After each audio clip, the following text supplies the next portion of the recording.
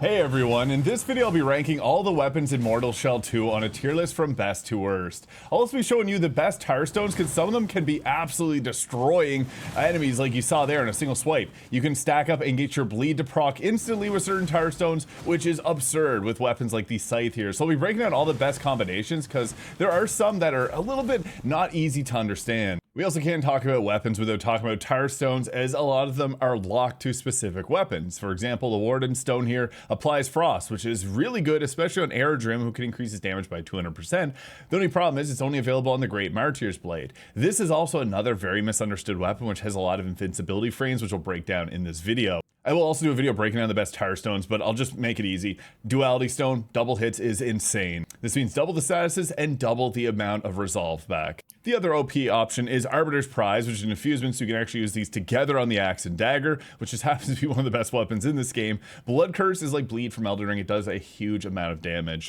Now, I've been testing this pretty intensely over the last few days, and I had all the weapons here at level 20 just to be able to get a perfect answer on this. But I'm going to bring all these weapons down to level 0 just to show you guys what it is like, just to make it a little easier for showcase purposes. And just a little FYI, later on in the game, you are able to smelt your equipment, so if you are picking them, you can kind of respec them. I'm going to first rank the Iconoclast here, and then move on to the Great Martyr's Blade, because this weapon is very misunderstood, and then we'll move on to the Axe and Dagger next. But with the Iconoclast, this is a very versatile weapon. It has the highest number of combat tire stones that'll work alongside it, with some notable ones being like the Thief Stone to increase the overall attack speed of this weapon, and the Unyielding Stone, which gives you stagger immunity, which is actually really good. For infusement, it does have the best with the Blood Curse here, but it also applies Curse, making it an amazing weapon for like Serial here, who benefits from applying curses because he can hurt all curse enemies at the same time. I'm just using a basic build here that doesn't have any buffs to the weapons to showcase them the best, but the Iconoclast honestly works with every character very well. I think Aerodrim just kind of looks the best with it, but it's Aerodrim or Serial that I would say would be the best with this, just because again, Curse is so impactful with Serial's kit. I do have a guide on the best heroes or shells in the game, and the tiers I'll have in the pinned comment. Now the moveset of the Iconoclast is really nice because all attacks will have a running one here that's really nice, charging attack here, so this is just the regular attack. You have a stab on your heavy, and then for your main attack, you just have these sweeps here. So that is what the quick attack here looks like. You just sweep across it. It's a very standard weapon. And here's what the sweeping heavy attack looks like when you're coming out of a sprint. So yeah, it has two really good engagement modes. So you typically want to run in, and like if you're doing a boss, just use the quick attack out of a sprint. But if you're going into a large group of enemies, that large sweep like that can actually hit multiple enemies at a time.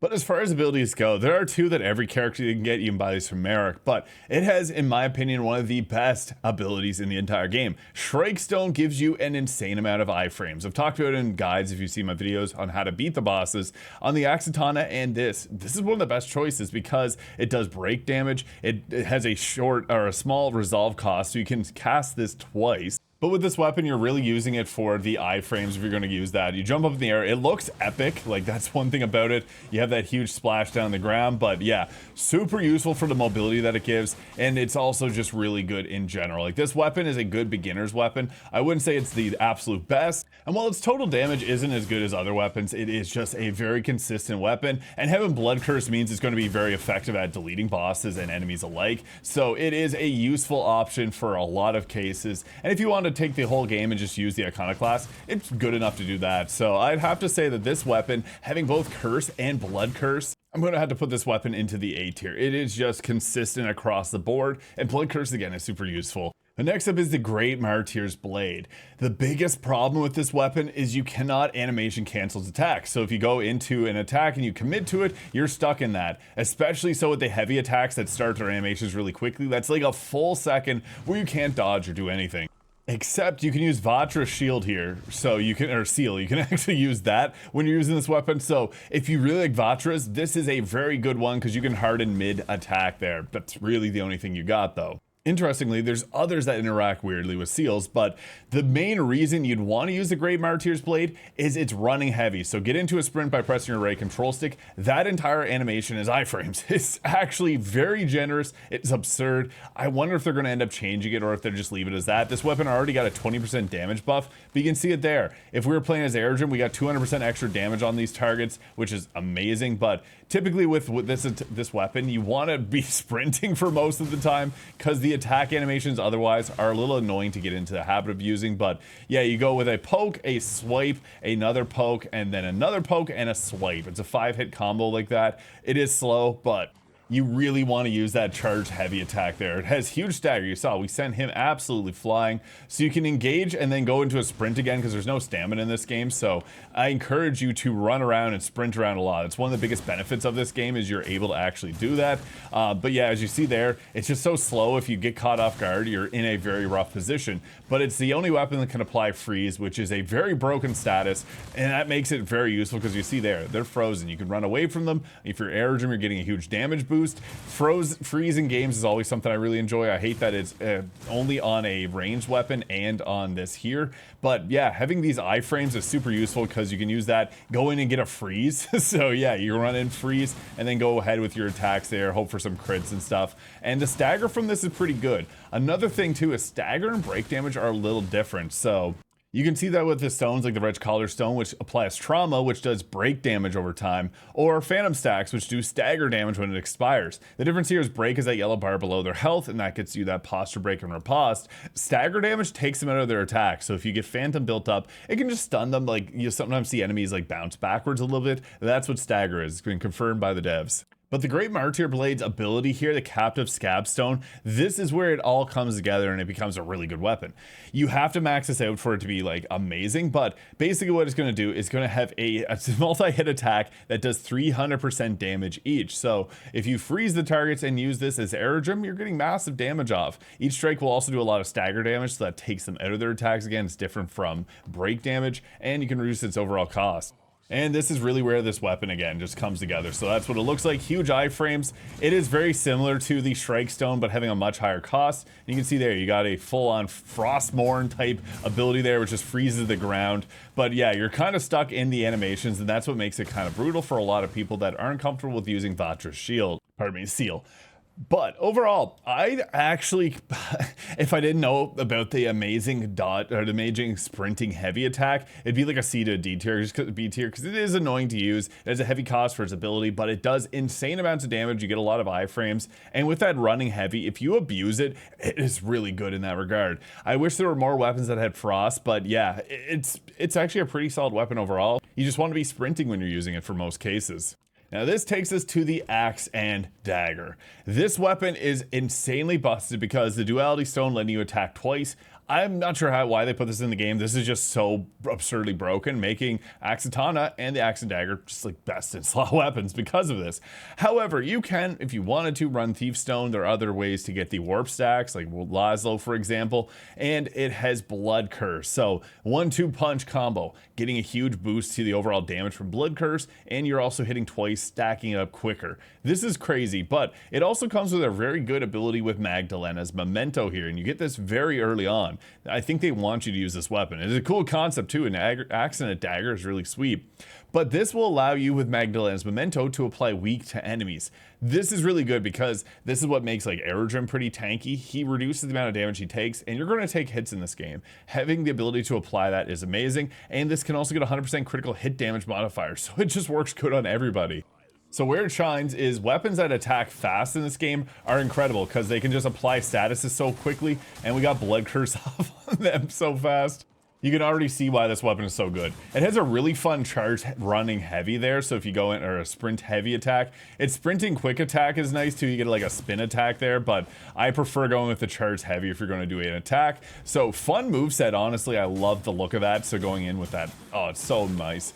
That is the quick moveset here. Here's the heavy moveset. It is much slower. You typically just want to stick with the fast moveset and spam that. That is par for the course with all the weapons that are fast. Just use them as quickly as possible. But Magdalena's Memento, this is what this looks like. So you get in close, you do this super spinning attack, and then you do this like little blood splash there. So you got the weak stacks applied to the enemy, and then we got Blood Curse just completely melting it. It did 14 stacks of weakened, which is more than what Aerodrome can apply. So with Magdalena's Memento, you survive a lot. Typical way to use this weapon, go with your sprinting heavy attack and then just go into quick attacks and just spam your quick attacks until bleed takes care of the rest. Duality plus Blood Curse is just so busted. I don't want to keep talking about how amazing this weapon is. You guys already get the picture. It is an easy S tier. It should actually be in its own tier. It is just that good. And it's a cool, again, cool concept. Dagger and an axe. Love it. And next up we have the Veteran's Battleaxe. I really like this weapon. It does have some cool abilities to it. Typically you'd want to run the Thief Stone with this, but it's only able to get ourselves burn and curse. So this is amazing on Serial because he has an ability that every cursed enemy will end up taking half of the damage that you deal to them. And this is a huge arcing sweep, so you can curse multiple enemies with his ability and do insane damage. Or you can just curse them with the sword itself and it's just going to destroy groups of mobs, making this the ideal like New Game Plus type weapon. The flame is also kind of nice. It does burn damage over time, which is good. Fire will also sometimes stagger enemies, but the damage is just not as good as lightning. It's still decent though. And let me know if you want to see me rank all the different statuses in the game. But where it really shines is this super fun ability here, the Lost Clotstone, which lets you toss out your axe, and it has a pretty cheap cost. Not to mention Curse looks really cool when it's infused on your sword, but basically what you want to do is you want to do the spinning attack here where you throw your axe.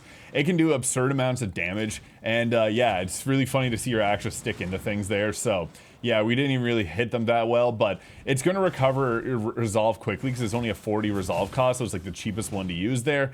It's a good engagement tool though. Like you can literally just go in and toss your axe like that. It looks hilarious too. Like that's really one of the most fun abilities in this game. Sending large enemies like that flying, your axe sticks into the ground there. I think it's a really cool weapon. This is the sprinting heavy attack there, so you go in with a super spin attack, which is cool. And then if you were to do the sprinting quick attack here, so that's what this one looks like, you jump overhead with this large swipe. So yeah, that's really sweet. I enjoy this moveset quite a bit. It's flashy, it's strong. Here's that fast attack again. It comes out really quickly if you're doing the quick attack from a sprint. And here's the heavy attack again. You do that double spin attack.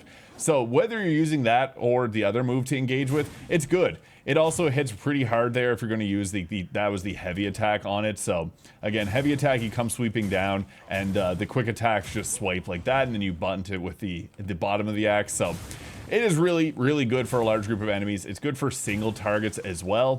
It also looks really cool, but the big downsides are burn and curse are only really applicable to a few different builds in the game. So for most characters, you're better off using the very powerful blood curse. And I know this is about the weapons, but you have to take into consideration all facets of the weapons. And this is a curse or burn only infusement, so it does have its downsides. But what I will say is that if you really enjoy the axe, like this is like a higher skill ceiling weapon, you do have really fun moveset too. Like this is a very badass weapon.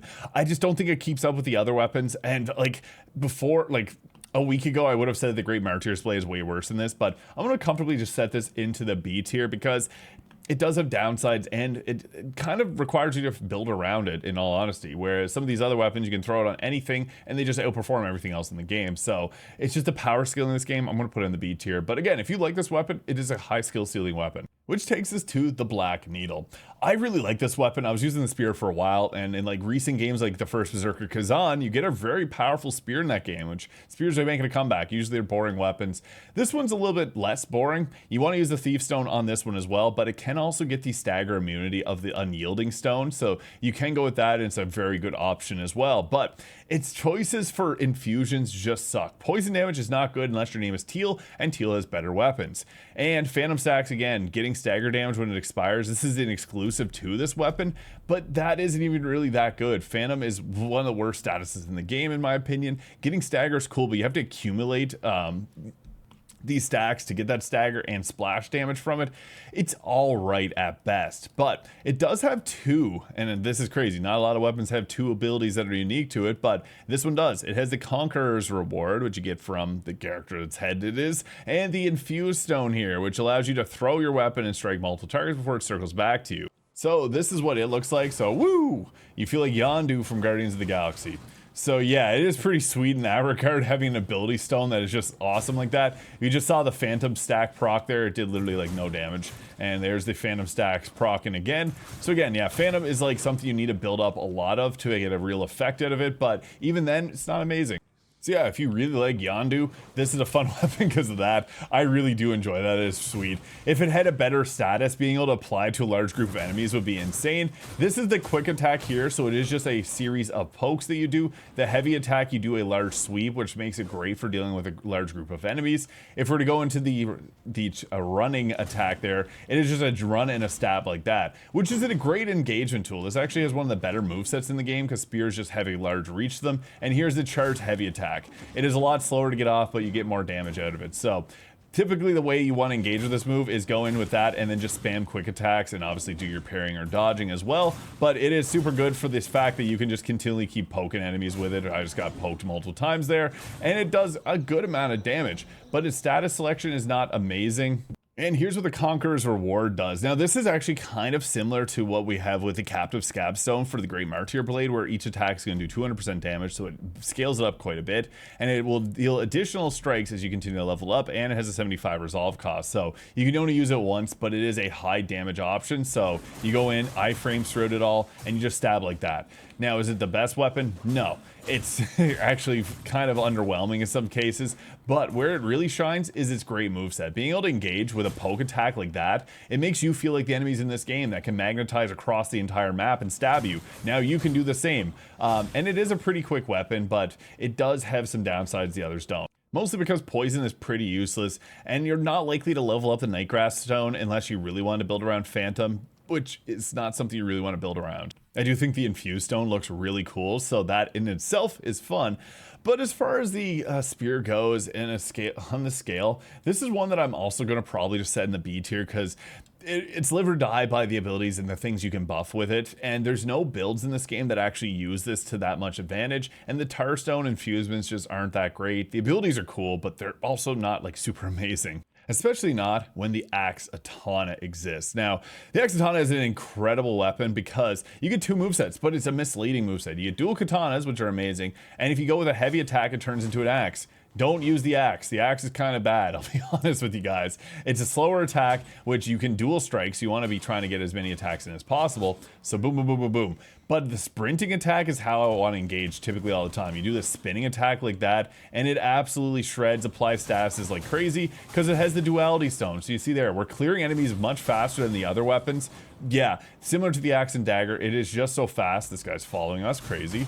But it also has stasis here, which is a really good status, so you can apply that very quickly, and I should have used the Strike Stone. It also has access to the Strike Stone. So with that, huge iframes is actually a lot more than the Iconoclast because you open up with a couple attacks. And with Strike Stone, again, you can attack twice with this. That is a huge moment of invincibility. And what's great about that is it's super useful against some of the harder bosses in this game, like the Monolith, where you can just completely be completely invincible to its more annoying attacks, like that laser beam of death that it does. So yeah.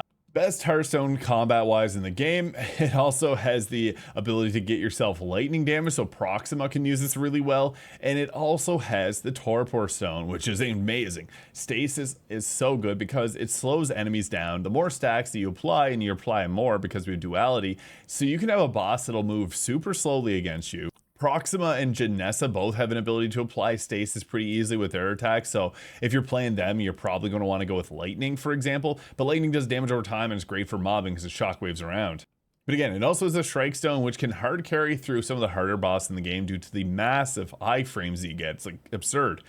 But also the Hexapod Core. This is one of the best Hearthstones in the game because you can make it so that each strike is going to give you warp stacks. Warp will increase your attack speed. This also gets stagger immunity, and it will get an increased cost, but attack more times, giving you more warp stacks. So if you were to use the Hexapod Core, this is what it looks like. So you go in, boom, boom, boom, boom, boom, boom, boom, boom, boom, boom, boom, boom. We have max stacks of attack speed now. We have 30 stacks. That's the highest that warp goes up to. And you can see, if I'm not getting attacked here, that our attack speed is very fast. I still have 25 stacks. They actually go down pretty slowly. So yeah, you can more than enough build it back up using the Hexapod Core again here, which is just absurd. You see how fast you just deleted everybody there? Yeah, it's nuts. It also has, again, Strike Stone. So you have two amazing ability stone choices. You have stasis. The only thing you don't have is Blood Curse, which it's still very, very good. This weapon is a tough one to rank among the Axe and Dagger because they are both incredible.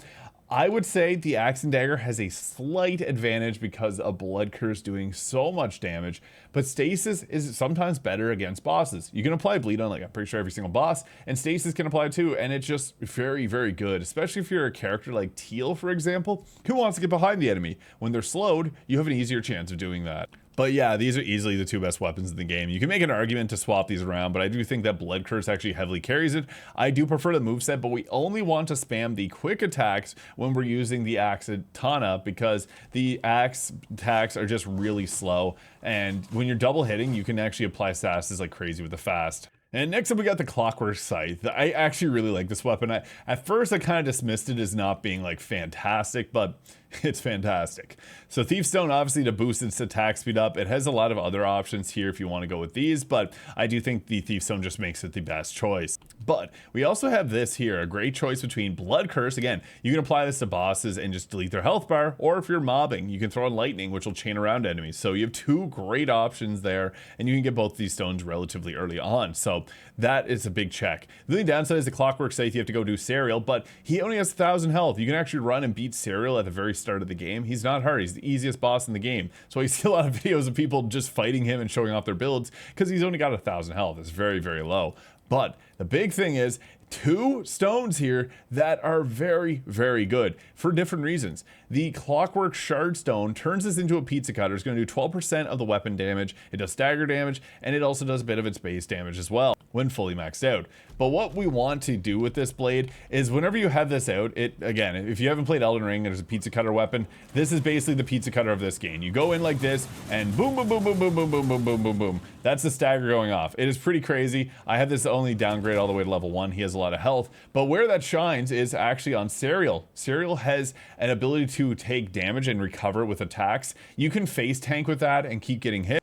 Trying to show it off here without dying, but you go in like this, and yeah, you just keep spamming this. You're applying Blood Curse pretty good as well, but yeah, it didn't really heal him that well. But if you're taking hits from a boss, you can literally just keep taking them, and this is at level 0 here, but if you have it maxed out or higher damage, you're able to recover your health really quickly with that. It also has a really good moveset, so if we go with our sweeping attacks here, great for mobbing because it hits in a very large area of effect, but you see that we're attacking even faster thanks to the warp stacks. So this is the charge attack there, or the heavy attack. You do a like stabbing type motion there.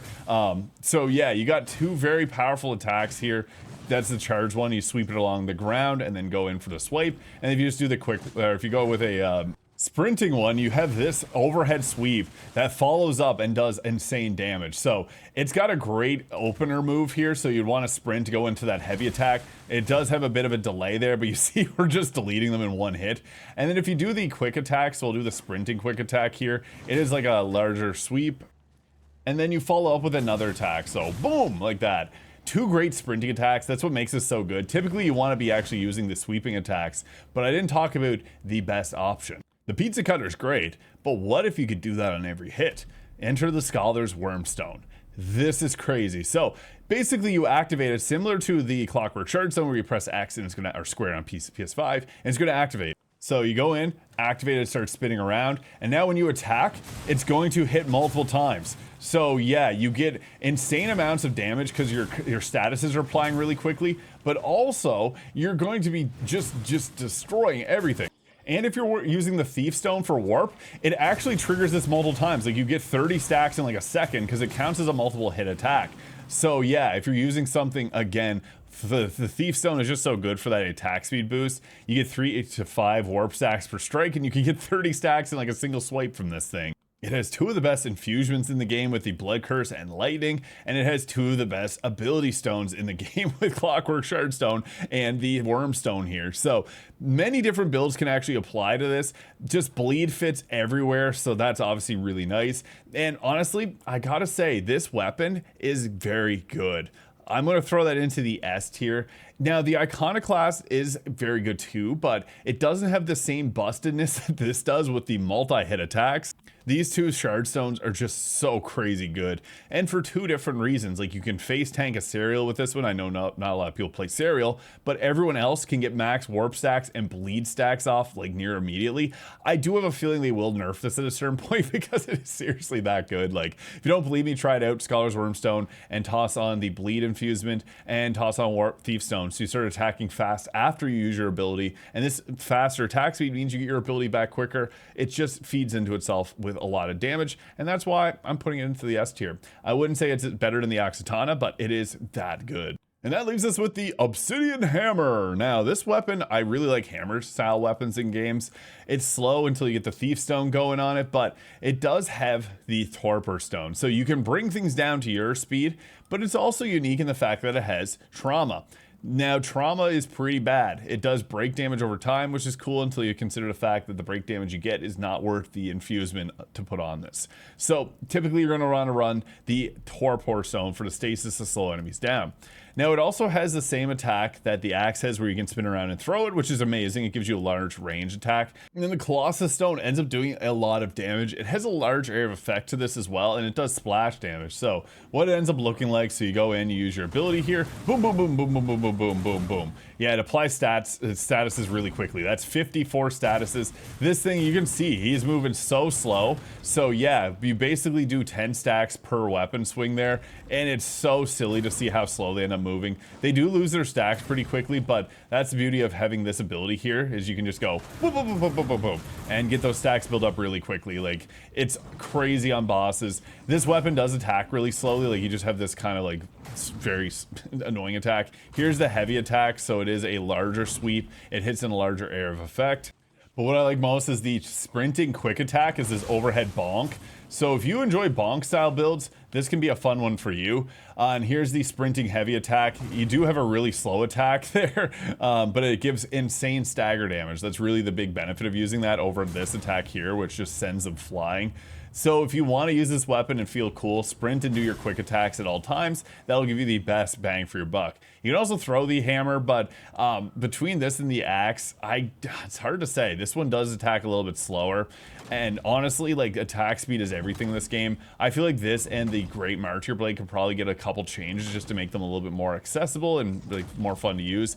This weapon though is underrated on certain hands. Like, you can do some crazy damage, like with the Janessa build, for example, with her strays out. And Stasis is one of like best in the game. I would say Blood Curse is probably best. Lightning and the Curse are amazing as well in respective builds. But Stasis just works in everyone. It's probably the second best status to apply in the game, which makes it amazing. Trauma, again, we can pretty much ignore.